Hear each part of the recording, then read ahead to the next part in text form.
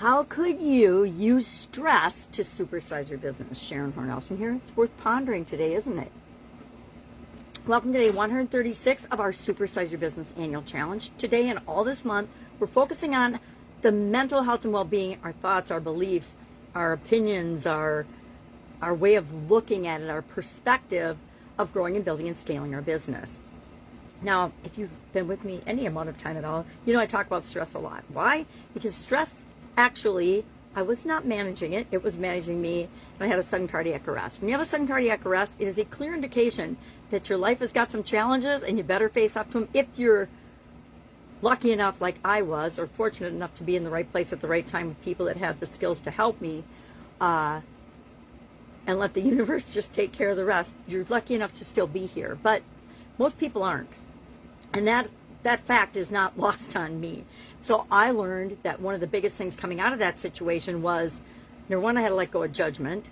Number two, I had to just be myself. And number three, I needed to figure out how I wanted to live my life and how I wanted to create the best possible life for me going forward. And I started on a journey that's lasted since, 2010.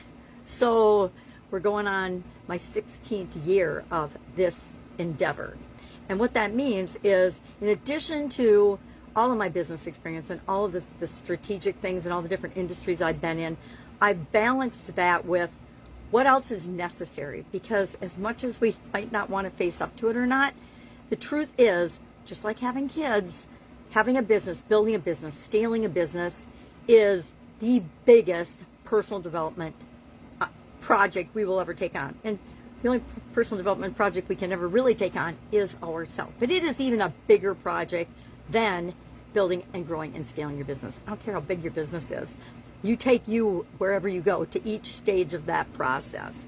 So today we're talking about stress. There's two kinds of stress, right? And you've probably figured this out, but you might not have. I don't remember how long it was till I ever heard of eustress. But I'd been using eustress, meaning excitement and curiosity and the positive things associated with change, for a long time in my life. And it served me really, really well. It helped me achieve different goals and objectives throughout my lifetime, up to the point of a sudden cardiac arrest. But that too actually served me really, really well. It's really fascinating to me, and I'm going to share the lifeline exercise with you today with respect to our mental health and well-being. So let's talk about that right now. When we go back and look at the different events that happened in our life, just like a timeline in history class or social studies class, it starts at a certain date and it might end at a certain date in that instance. But for us, I always like to put the year and an arrow continuing. I noticed I didn't put 2026 on here yet, so I better get on that today as soon as I'm done talking. But we put on that, we graph out key events, and a key event is defined by you. I mean, of course, the birth of my children are on here. My sudden cardiac arrest is on here. Getting fired from jobs, getting new jobs, achieving different milestones and awards and goals are all on here. But also some of the heartbreaking things, like the loss of my father, the loss of my mother-in-law, the end of my marriage, things like that. Everything we experience culminates in who we are today, right now. So, secret. If you look at the results you're getting in each of the different areas and aspects of your life, and they aren't what you want, stop right there and say, okay, all of the decisions, all the experiences, all the choices I've made up to this point have led to this result that I'm seeing in my life right now. But I don't like that, so I'm going to change it. So how are you going to change that? By changing what you're doing, thinking, feeling, being, so that you can have the things that you really want. So do this lifeline exercise today. If you've been with me a while, we've talked about this ad nauseum for at least, this is year 6. At least 6 years I've shared this and talked about this. Since 2021, so 5 years. I actually made this awesome graphic to share it more visually. I'm going to be super open about something. I am legally blind. So when I make things like this, could I go online and on the computer and clean them all up? And maybe someday I'll have AI do those things for me, clean up all of my graphics and stick them in a book, all my tools and stick them in a book. I don't know. But I am not going to go on a keyboard, even with my blown up big screen TV, and do that kind of thing. Number one, I think it's more important to just share it and teach it than it is to have a beautifully formatted graphic. Share in the comments below what you think about that. Tell me if you think I'm crazy and it's unprofessional, and I will take that feedback, and I may or may not make professional ones out of them then. So, stress. Talked about eustress. Eustress is definitely a driver in my life. I learned, I don't know when, but a long time ago, that I can take something I'm freaking out about and I can turn it around by changing my point of view and my perspective and how I am looking at it and how I am interpreting it. Here's the cool thing about being human and having a very amazing computer for a brain. We can change on a dime the way we see things.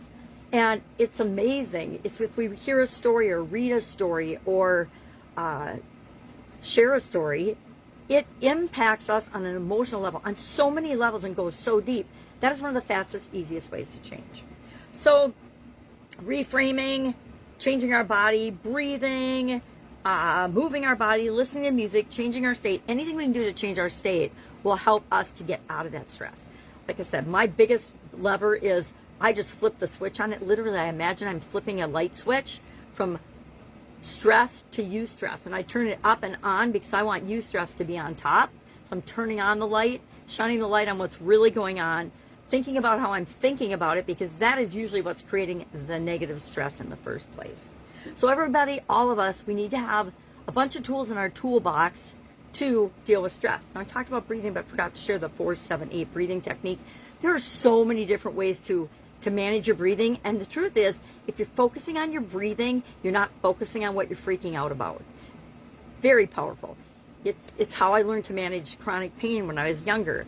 If I focused on the pain, I got more pain. If I focus on the little bits of seconds or minutes between the intense pain, those got bigger and bigger and bigger. And that is what got me off all my prescriptions, got me out of bed, etc., and got me moving in the direction I really wanted my life to go. That was back in my 20s. All right, so what are we going to do with this today? I want you to write down your top 3 business stressors right now. They might not be business stressors for other people, but for you right now, what are they? Then I want you to ask yourself, can I delegate any of these? If it's a financial thing, give it to your chief financial officer, or create a chief financial officer or an accountant, or get somebody that can help you with those things.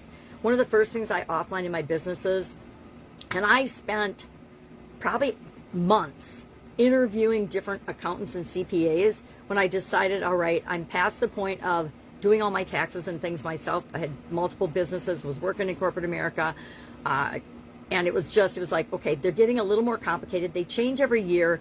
I need somebody that's got a little more expertise with this. I will say it is imperative that you choose that person very, very wisely, because once you get in a relationship with them, they have all your stuff. They know everything about you for the most part. It's like picking a partner. Make sure it is the right person for you. Early on in my business, I used the same accountant that my dad did, because my dad was awesome. But his accountant was very old school. And I learned early on that his way of looking at things, in 1 year, it took me all to figure that out. One round of paying in $11,000 on taxes for money that I never even ever saw. I learned that was not the person for me when it came to accounting for my life and my businesses, etc. So be open to that. Be open to exploring and figuring stuff out. Because guess what? We always figure everything out. So we really don't need to stress about it. So what are we going to share today? Share in the comments below your favorite way of dealing with stress or handling stress. Maybe it's you go to the bar and you have a shot. I don't know what it is for you. But share in the comments below so we can learn from one another. I don't recommend that one, by the way, just as an overarching rule of thumb. That or smoking or anything that is irreparable damage to our bodies. I don't condone that. I mean, you do what you do, I do me. I will go eat caramels sometimes when I'm super stressed out, just to change my physical state and feel better. All right, if I can help you in any way, hit me up and ask. I am going to invite you.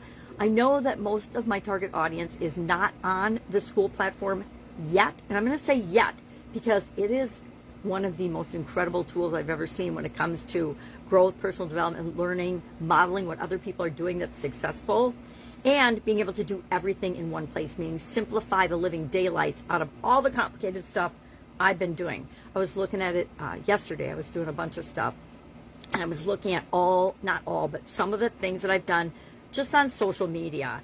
And I thought, oh my God, this is so complicated.